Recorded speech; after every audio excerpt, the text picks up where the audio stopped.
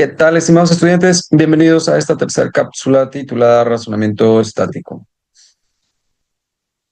Bien, el razonamiento estático es el proceso de análisis de partículas o cuerpos que se encuentran en un estado de equilibrio. Aunque nos encontramos en el capítulo de cinética, el estudio del movimiento acelerado, el análisis estático es su caso fundamental y el más simple.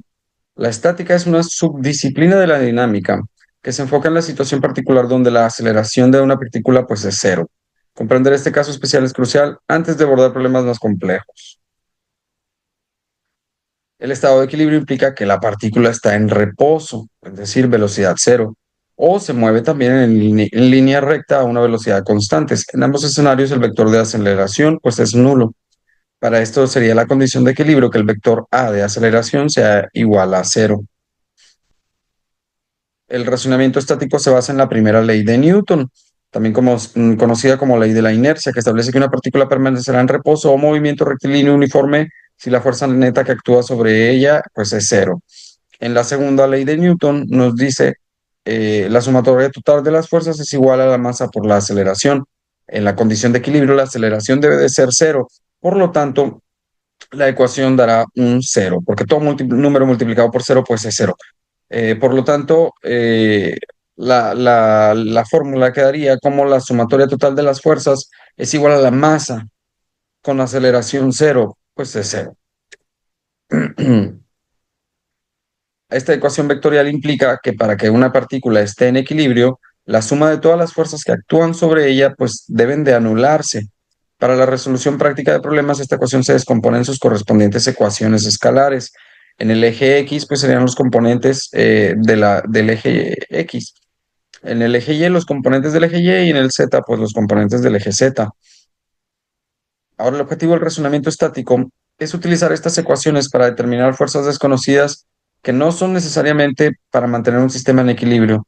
Estos serían, perdón, que son necesarias para mantener el sistema en equilibrio. Estas serían las tensiones en los cables, fuerzas normales, fuerzas de fricción y reacciones en apoyos.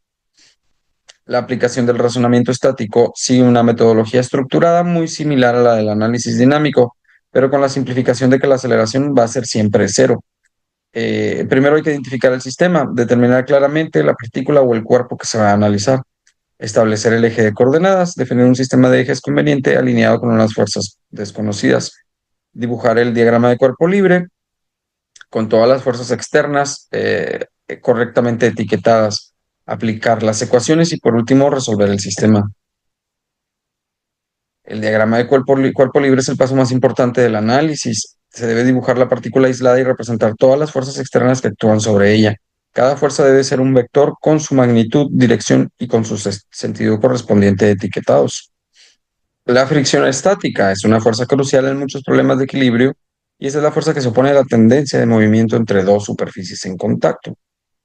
Magnitud variable. La fuerza de fricción estática ajusta su magnitud para ser exactamente igual y opuesta a la componente de la fuerza aplicada que intenta iniciar el movimiento. Valor máximo, esta fuerza tiene un límite. La magnitud máxima que puede alcanzar antes de que el objeto comience a moverse se da por la fricción estática máxima es igual a mu ds por n, donde magnitud máxima de la fuerza estática dada en n, coeficiente de fricción estática, valor adimensional que depende de la naturaleza y acabado de las superficies en contacto. Y n, pues es la magnitud de la fuerza normal entre las superficies. En la condición de equilibrio con fricción, para que un objeto permanezca en equilibrio, la fuerza de fricción requerida debe ser menor o igual a su valor máximo posible, tal como nos dice la fórmula. El caso en el que la fricción alcanza su valor máximo se conoce como movimiento inminente. En este punto el objeto está a punto de deslizarse. Un cajón de 80 kilos se encuentra en reposo sobre un piso horizontal. El coeficiente de fricción estática entre el cajón y el piso es de 0.40. Un trabajador empuja el cajón con una fuerza P dirigida hacia abajo con un ángulo de 20 grados con respecto a la horizontal. ¿Qué vas a determinar? La magnitud máxima de la fuerza P que el trabajador puede aplicar sin que el cajón se mueva. Primero, el sistema es el cajón de 80 kilos. Las coordenadas, sistema X horizontal, Y el vertical. Condición especial, el problema pide la fuerza P máxima, lo que implica movimiento inminente.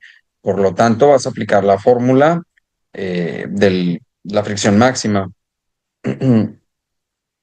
Las fuerzas que actúan sobre el cajón, el peso hacia abajo, va a ser igual a la masa por la gravedad. Y esto sería igual a 80 por 9,81 metros sobre segundo al cuadrado. Por lo tanto, el peso es 784,8 newtons. La fuerza normal hacia arriba ejercida por el piso. Esta no la conocemos.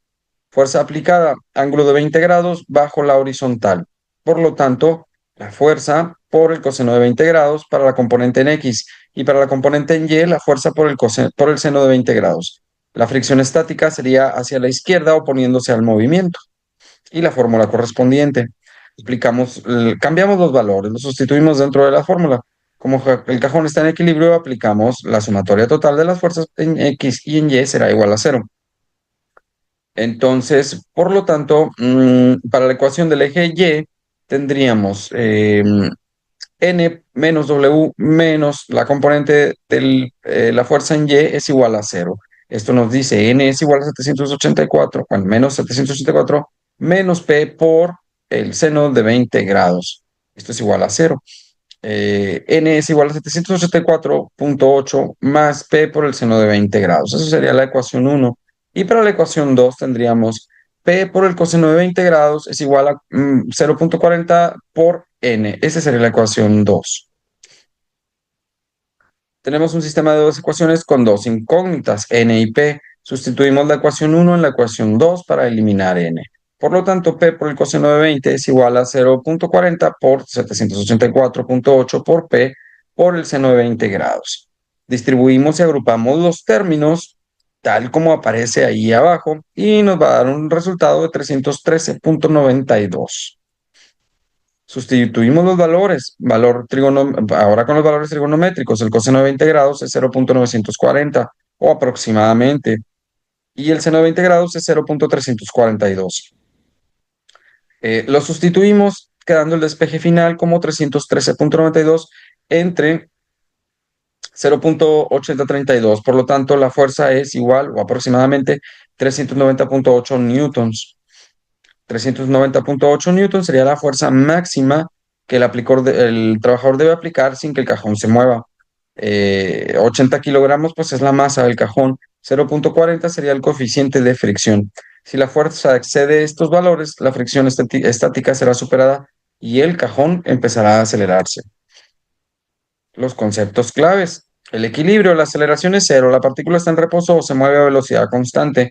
La suma de fuerzas, la suma vectorial de todas las fuerzas externas debe ser igual a cero. El diagrama de cuerpo libre es esencial para identificar todas las fuerzas. Y la fricción variable, la fricción estática se ajusta hasta su valor máximo en movimiento inminente. Pues bien, estimados estudiantes, con esto concluimos esta cápsula. Muchas gracias por su atención y nos vemos en el siguiente video.